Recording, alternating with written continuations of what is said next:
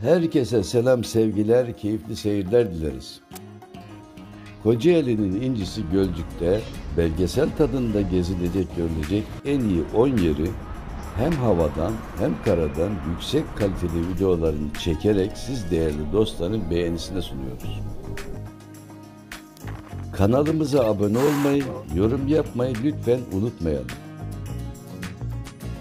Gölcük, Kavaklı Sahili deprem anıtıyla başlıyor gezimiz.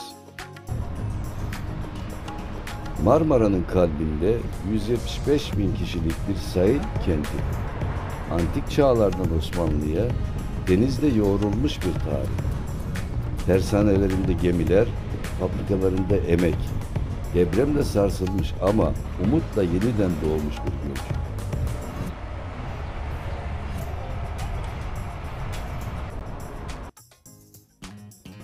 Gökyüzünden bir selam. Gölcük'ün maviliklere uzanan sahili, Kavaklı'nın yeşille sarmaş dolaş kıyıları, martıların kanalında süzülen huzur, dalgaların ritminde saklı bir melodi. Burası denizle doğanın el ele verdiği yer. Gölcük ve Kavaklı sahili. Huzur dolu bir yolculuk. Şehrin içinden geçerek denizin kucakladığı Kavaklı sahilleri. Gökyüzünden süzülen bir bakışla başlıyor yolculuğumuza. Altımızda Gölcük, Kavaklı sahili. Dinginliğiyle karşılıyor bizi. Ağaçlar, yürüyüş yolları, sahil boyunca uzanan mavilik, hayat burada yavaş akıyor, huzurla. Gözlerimiz karşıya çevrildiğinde İzmit Körfezi boylu boyunca uzanıyor. Ve tam karşımızda yükselen körfez, tüpraş tesisleri. Sanayi ile doğa aynı karede, aynı ritimde. Gölcük'ten bakınca görülen sadece bir manzara değil, geçmişle geleceğin, doğayla emeğin iç içe olduğu bir hikaye. Gölcük, Kavaklı sahilindeyiz.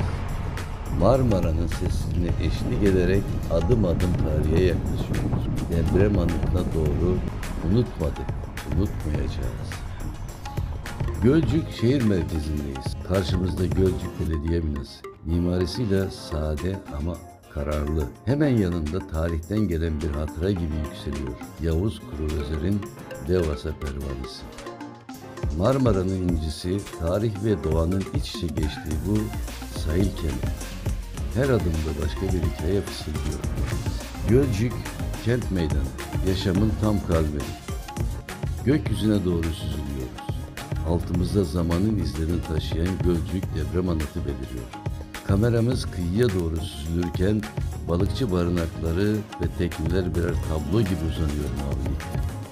Günün ilk ışıklarıyla uyanan bu sahil, emek ve umutla yoğrulmuş bir yaşamın nefesini taşıyor. Kavaklı sahili, palmiye ağaçlarının gölgesinde yürüyüş yolları. Çocuk seslerinin karıştığı martı çığlıklarıyla dalga dalgaya geliyor. Sakinliğiyle büyülüyor, bilginliğiyle kucaklıyor. Biraz daha yükseldiğimizde Gölcük tüm ihtişamıyla karşımızda. Kırmızı kiremitli çatıları, düzenli sokakları, yeşil ile mavinin iç içe geçtiği bir kent manzarasını görüyoruz. Sanayi bölgesine doğru süzülüyoruz. Üretimin kalbi burada atıyor. Emeğin, makinelerin ve alın terinin hikayesi bu topraklarda yazılıyor. Gölcük vapur iskelesi. Bir yandan Marmara'nın serin sularına uzanıyor. Bir yandan sefer sefer umut taşıyor. Gölcük, geçmişiyle, onurlu geleceğiyle dimdik ayakta. Kavaklı sahilinden usulca süzülüyoruz. Camdan yansıyan mavilik, göz alabildiğine uzanan Marmara Körfezi. Sol yanımızda tarihin sessiz tanığı, Yarhisar Gemi Müzesi. Yeşilin binbir tonuna bürünmüş parklar geçiyor gözümüzün önünde. Kongre Sarayı'nın önünden geçerken zaman sanki bir an duruyor. Modernlikte doğanın uyum içinde olduğu bir yolculuk bu. Bir sahil şeridinden fazlası.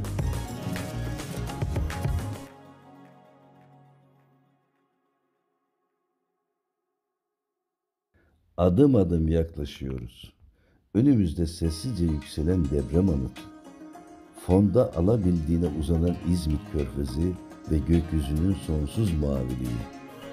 Bu hem bir yasın hem de umudun yürüyüş. Gölcük deprem anıtına doğru.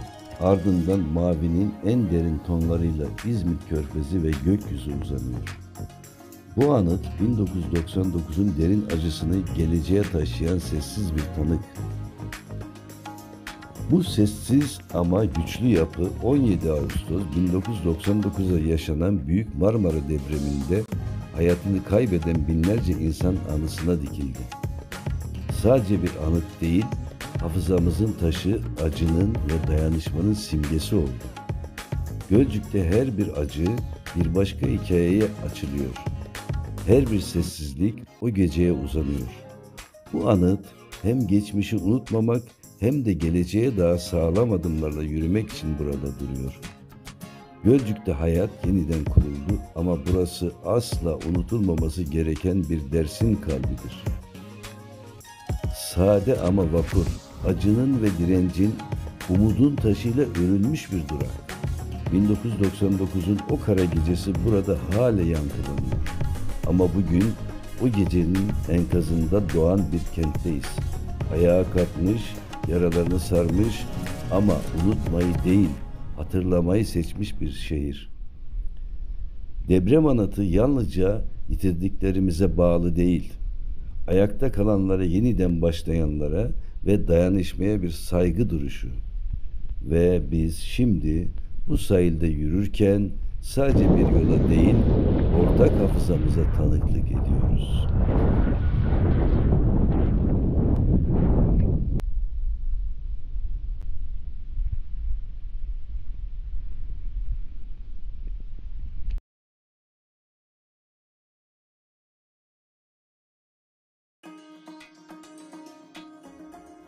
Gölcük Kavaklı sahilinde denizle karanın birleştiği noktada sessizce yükseliyor Yarhisar Gemi Müzesi.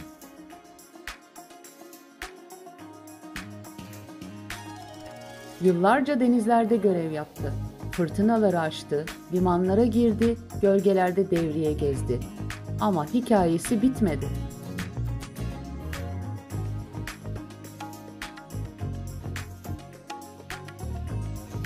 Bugün Türkiye'nin ilk ve tek karaya oturtulmuş savaş gemisi olarak ziyaretçilerini tarihle buluşturuyor.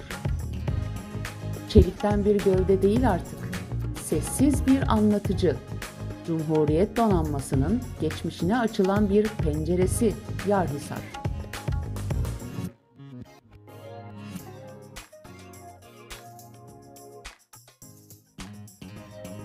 Yarhisar, 1964 yılında Gölcük Tersanesi'nde inşa edilen 107 metre uzunluğunda 11.000 tonluk bir fırkateyndir. Türk Deniz Kuvvetleri'nde uzun yıllar görev yapan gemi, modernize edilerek suüstü müze gemisi olarak Gölcük'te koruma altındadır. Teknik özellikleri ve tarihi önemiyle denizcilik mirasımızın nadide bir parçasıdır.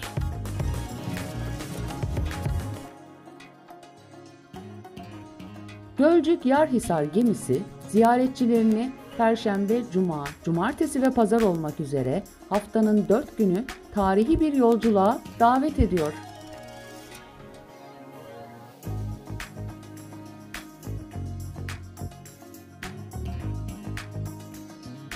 ...40 yıl boyunca donanmamızın gözleri olan Yarhisar, keşif görevlerinde denizlerin derin sırlarını açığa çıkardı. Müze içinde geminin orijinal cihazları ve denizcilik tarihine ışık tutan nadir eserler özenle sergileniyor. Bir zamanlar dalgalarla dans eden Yarhisar, şimdi karada ama hala dimdik, hala vakur. Sessizlik içinde anlatıyor bir geminin, bir tarihin, bir milletin gururunu. Tarihin ve denizlerin buluşma noktası. Gölcük Yarhisar Gemi Müzesi.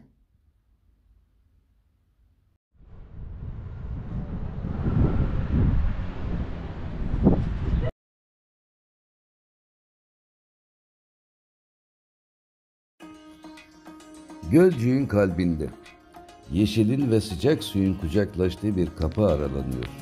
Yazlık Ilıcası.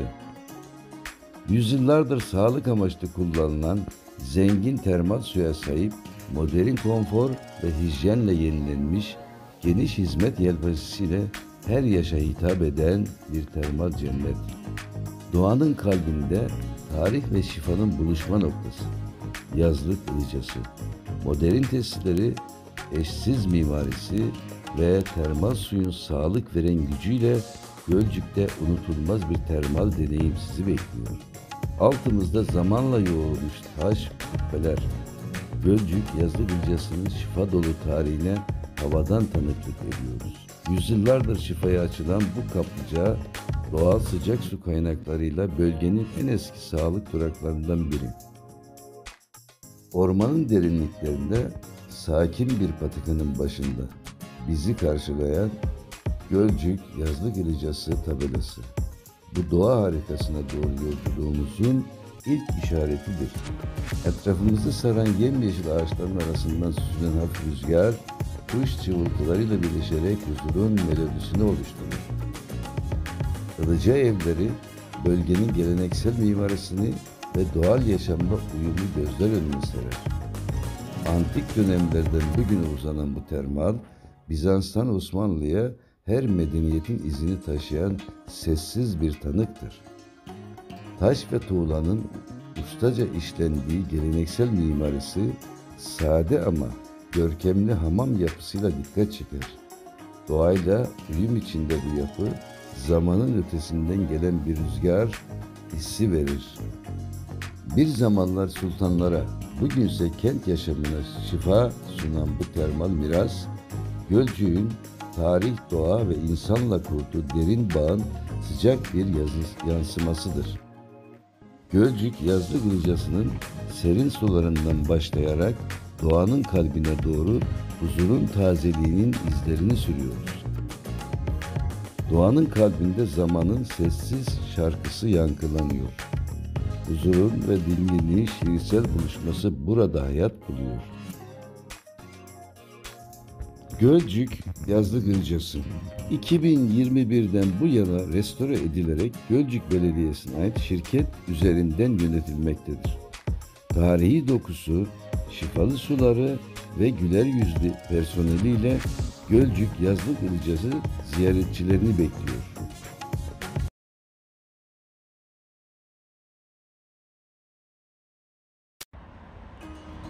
Gölcük'ün kalbinde asırlara meydan okuyan Kazıklı Kervansaray, Osmanlı'nın ticaret yollarına serin bir soluk, yorgun yolculara güvenli bir duraktı.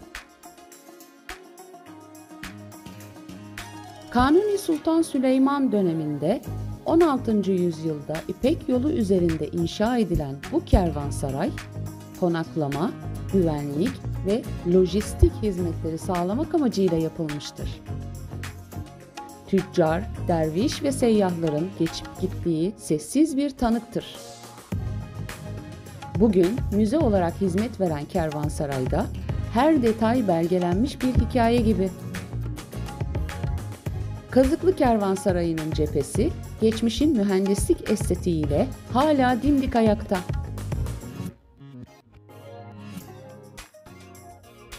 Ağır ahşap kapılar aralanıyor. Bir zamanlar kervanlara açılan bu geçit, şimdi ziyaretçilerini tarihle buluşturuyor. Her adımda geçmişin izleri canlanıyor. Zamanın içinde bir yolculuk başlıyor. Eski köy kuzinaları, ibrikler ve çini işlemeli tabaklar, geleneksel köy mutfağının sıcak dokusunu yansıtıyor. Toprak vazolar, çiniler, kitaplar, her biri bir medeniyetin fısıltısı.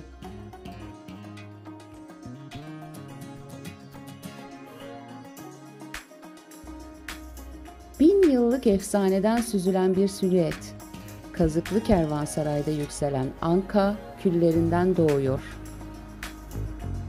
Kazıklı Kervansaray'da zamanın izleri, ahşap koltuklarda, minyatür köy evlerinde hayat buluyor. üst katta sergilenen tablolar bölgenin kültürünü ve tarihini sanatla anlatıyor. Renklerin ve hikayelerin birleştiği bu galeride geçmişin büyüsü izleyiciyi sarıyor. Taşların dile geldiği bir mekandır Kazıklı Kervansarayı. Yüzyıllar öncesinin ayak sesleri hala yankılanır avlusunda.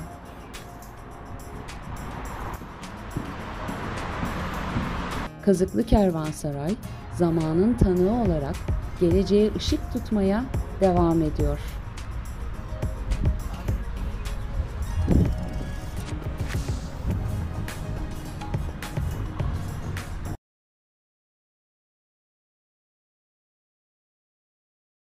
Gölcük Yüzbaşılar sahilinde denizin huzur verici sesi eşliğinde sahil boyunca uzanan yemyeşil alanlar ve eşsiz manzaralar bizi karşılıyor.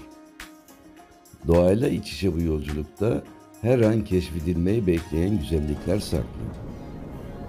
Gölcük'ün incisi Değirmendere sahili, masmavi denizi ve sakin kıyılarıyla doğanın dinginliğini yansıtıyor.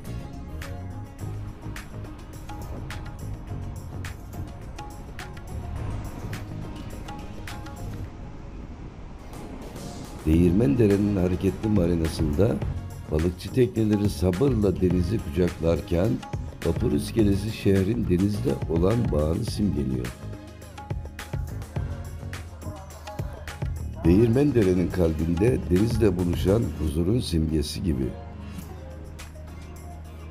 Değirmendere, Çınarlı Park'ta asırlık çınarların gölgesinde ahşabın sıcak dokunuşuyla hayat bulan eğlenceli heykellerle buluşuyoruz. Doğanın ve sanatın iç içe geçtiği bu huzur dolu alan her adımda neşe, dinginlik sunuyor. Çınarlı Park'ın sakin sahilinde eğlenceli ahşap heykeller arasında yükselen anka kuşu yeniden doğuşun ve ihtişamın zarif simgesi olarak karşımıza çıkıyor. Ahşabın sıcak dokusuyla hayat bulan balıkçı heykeli, Değirmendere'nin nesilden nesile aktardığı denizcilik kültürünün sessiz bekçisidir.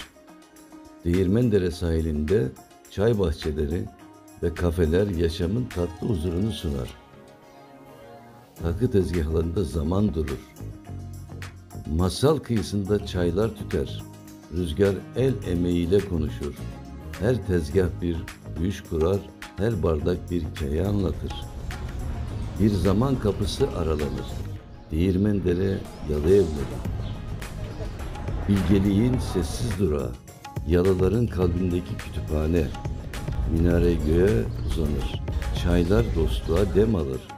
Bir gölge değil, bir asırlık sırdır o ağaç. Tarihle iç içe kahveler. Duvarlarında eski zamanların fısıltısı. Gecelerin masal gibi ağır ağır sarar yalı evlerini. O ağaç zamanı köklerinde saklayan 300 yıllık masaldır. Değirmendere'nin hafızası, doğanın anıtıdır. Yalı evlerini geride bırakırken oltasını alan sahile iner. İskelede sıralanan balıkçılar sabırla denizin sırrını bekler. Değirmendere Aqua Park her yaştan ziyaretçiye serinlik ve eğlence sunuyor. Aileler için güvenli ve rengarenk bir yaz kaçamağı vaat ediyor.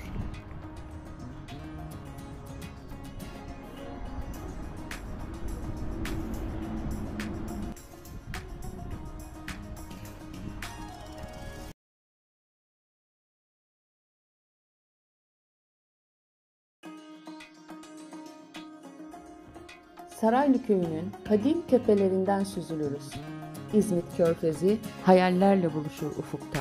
Köyün kalbindeki asırlık çınarın yaprakları arasından süzülürken, Körfez'in derin maviliği ve geniş manzarası gözler önüne seriliyor. Doğa ve geçmişin buluştuğu bu eşsiz perspektif, tarihi, köyün ruhunu yansıtıyor. Geçmişi bugün de saklayan Saraylı Köyü'nün kalbinde, zamanın ötesinde yıllara kök salmış bir çınar uyur.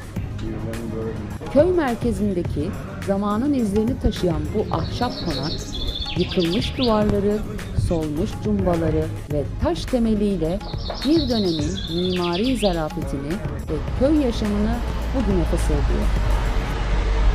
Ahşap kirişler ve tavan süslemeleri, konakta kullanılan geleneksel yapı tekniklerinin izlerini taşır. Yerlerden geliyor. Nerelerden mesela?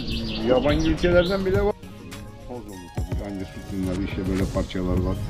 Bunlar roman çaldılar. Bizim Osmanlı mezarı yok. Gölcük 70-80 senelik bir olay. Mezarlıkta çok daha bir mezarlık. Köylerde yaşıyordu zaten. Köylerin Onları bilemiyorum. mimari sanatı. Her detay dönemin el işçiliği ve iç mekan estetiğini anlatıyor. Zamana tanıklık eden konaktan köyün ruhu gözler önüne seriliyor. Asırlık çınarın serin gölgesinde neşeli çay sohbetleri.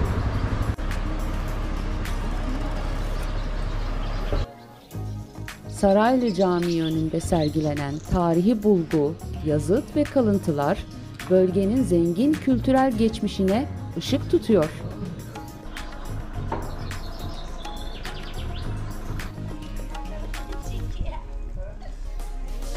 Çınarın gölgesinde konak susar, Atatürk'ün iziyle köy konuşur.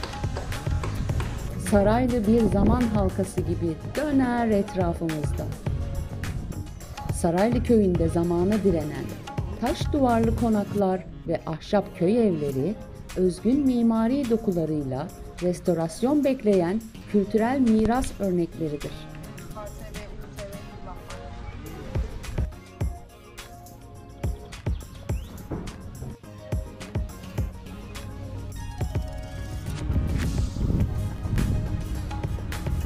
Taş sokaklar boyunca uzanan köy kahvaltı evleri, geleneksel lezzetleriyle güne huzur katar.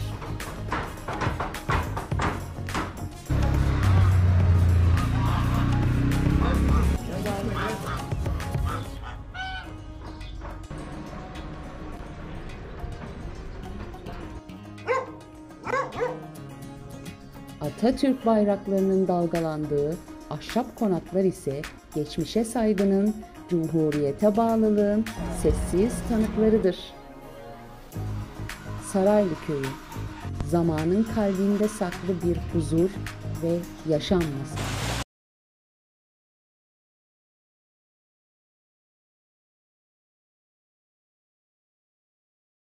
Evet, değerli dostlarımız, sonuncu sıramızda biz Nusretiye Şelalesi'ni koyduk. Evet, hadi bakalım hep beraber yürüyelim.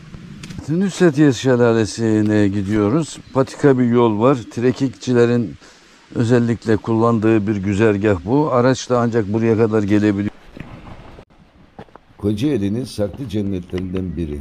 Nusretiye Şelalesi. İlk adımda hafif eğilimli patikalar, sonra köklerin sarıldığı dik yamaçlar. İlk şelale sizi karşılıyor.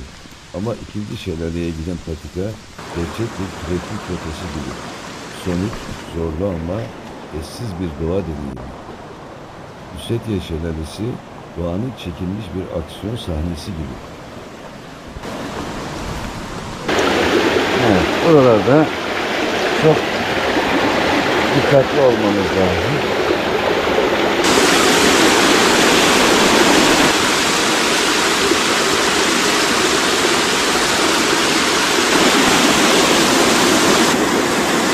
Evet, burada görüyorsunuz bir ip var. Bu ipten tırmanarak yukarı çıkmak zorundayız. Başka hiçbir çaresi yok burada geçmenin.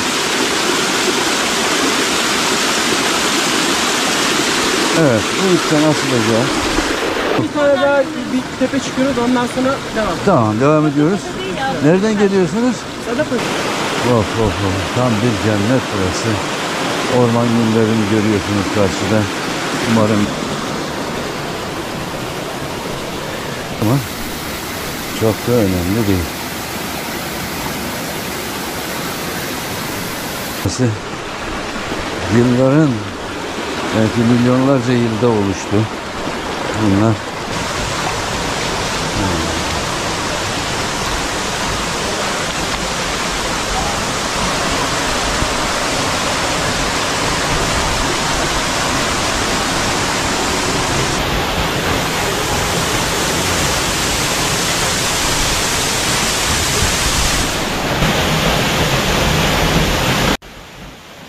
Nusretiye Şelalesi yaklaşık 25 metre yüksekliğinde dökülen kaya oluşumları ve zengin bitki örtüsüyle ekosisteme canlılık katan bölgenin nadir doğal güzelliklerinden biridir.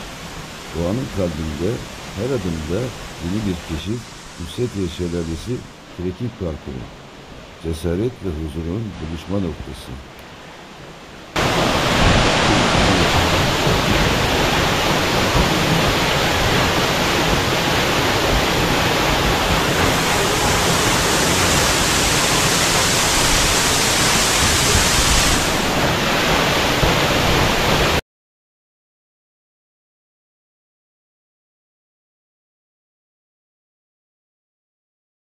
Erikli Tepe Tabiat Parkı. Gölcük Belediyesi'ne bağlı burası.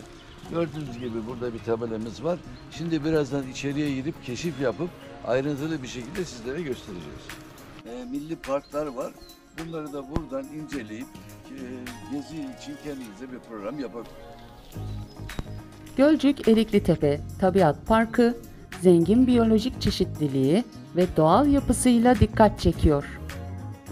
Parka girişte yürüyüş yolları ve bilgilendirme panolarıyla donatılmış alanlar, ziyaretçilere hem rehberlik ediyor hem de çevre bilincini artırmayı hedefliyor. Adım adım yükselirken doğa, kuş sesleri eşliğinde gözlerimizin önüne seriliyor. Erikli Tepe Tabiat Parkı'nda konaklama üniteleri, yürüyüş parkurları ve seyir alanları doğal ekosisteme uyumlu şekilde konumlanmış, fonda ise yalnızca kuşların sesi yankılanıyor. Yemyeşil ormanın gölgesinde akan çeşmelerin sesi yankılanırken, kuşlar dallarda şarkı söyler. Ağaç kovukları arasında saklı hayatlar, piknik alanlarında ise doğayla iç içe keyifli anlar yaşanır. Virajlı dağ yollarında süzülen bir yolculuk. Her kıvrımda ormanın kalbine biraz daha yaklaşırız. Ve tepeden bakıldığında Erikli Tepe Tabiat Parkı, yeşilin bir şiir gibi serildiği, göğe yaslanmış bir doğa harikasıdır. Evet, Gölcük, Erikli Tepe dediğimiz noktadayız şu anda. Gerçekten burası cennetten bir köşe. Parkta ziyaretçileri doğayla iç içe planlanmış bir yaşam alanı karşılar. Bungalov tipi konaklama üniteleri, çocuk oyun parkları, yürüyüş yolları ve piknik alanları devasa göknar ağaçları arasında konumlanmıştır. Her detay doğal dengeye uyumlu biçimde tasarlanmıştır. Doğanın kalbine süzülürken yeşilin büyüsüyle sarmalanmış Erikli Tepe Tabiat Parkı masal diyarı gibi.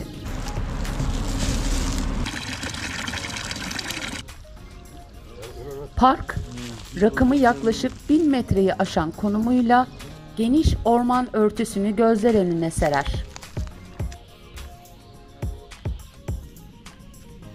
Rüzgarın ağaçlarla konuştuğu, kuşların gökyüzüne hikayeler fısıldadığı bir yer burası. Erikli Tepe Tabiat Parkı sadece bir tabiat alanı değil, ruhun dinlendiği, zamanın yavaşladığı bir doğa masalıdır. Her dönüş yeniden gelme isteğiyle başlar.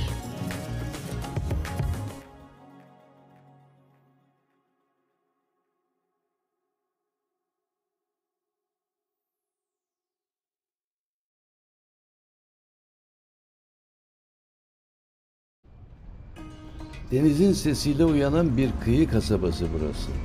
Halıdere. Halıdere kordonu yerel yaşamın nabzını tutarken tarihi çeşmede bölgenin kültürel mirasını yansıtır. Halıdere Camii bölgenin tarihi dokusuna sessiz bir tanıklık yapar. Yüzyıllardır balıkçıların yaşadığı Halıdere'de denizin ritmiyle şekillenen bir kültür saklı. Sakın Halıdere sahilinde vapur iskelesi, kordon günün ritmini belirler. Halıdere kıyısında özgürce süzülen kuşlar denizin melodisini gökyüzüne taşır. Burada doğa ve şehir uyum içinde bir arada hayat buluyor. Sahildeki park doğayla iç içe sakin bir buluşma noktası olarak öne çıkıyor. Körfez'in maviliği ile Türkiye'nin en büyük sanayi tesisleri bir arada.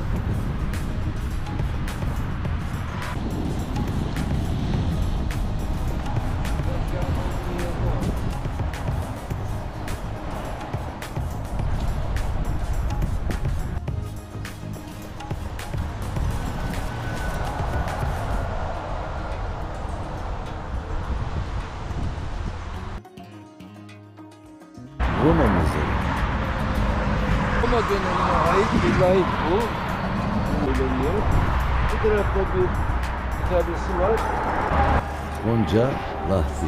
Zamanda yolculuğa çıkıyoruz. Gölcük'te milattan sonra 2. yüzyılda tarihlenen Gonca Lahti, Roma dönemi izlerini günümüze taşıyan önemli bir mezar yapısıdır. Gonca Lahti üst kısmındaki kabartmalar ve yazıtlarla dönemin sanat anlayışını ve sosyal yapısını gözler önüne serer. Kadim topraklarında tarih ve kültürün sessiz ama etkileyici bir anlatıcısıdır.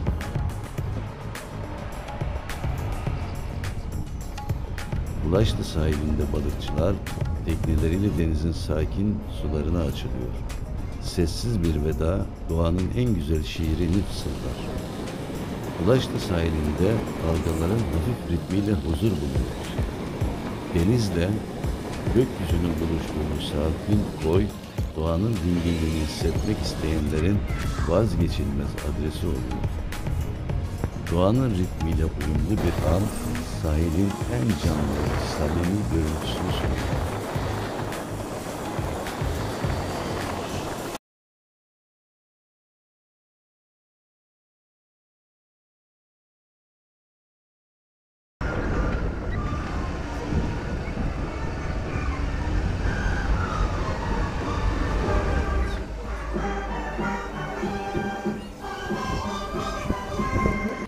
Gölcük Hat Sanatı Müzesi, klasik hat eserlerinin sergilendiği, sanat ve kültür mirasının korunduğu önemli bir merkezdir. Osmanlı ve İslam hat sanatı örneklerini bünyesinde barındıran müze, el yazması eserlerin, kalem işleri ve hat koleksiyonlarının sergilendiği kapsamlı bir kültür merkezidir. Zamanın sessizliğinde, manevi huzurun kalbinde.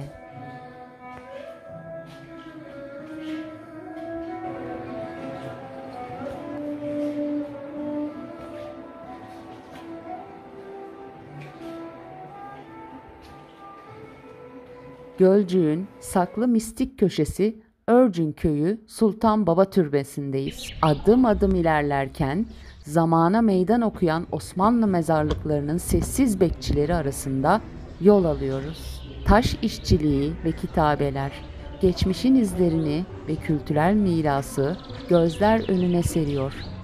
Gölcük Örcün Köyü'ndeki selvi ağaçlarıyla çevrili tepede Osmanlı döneminden kalan tek türbe olan Sultan Baba, Kocaeli'nin derin manevi mirasıdır.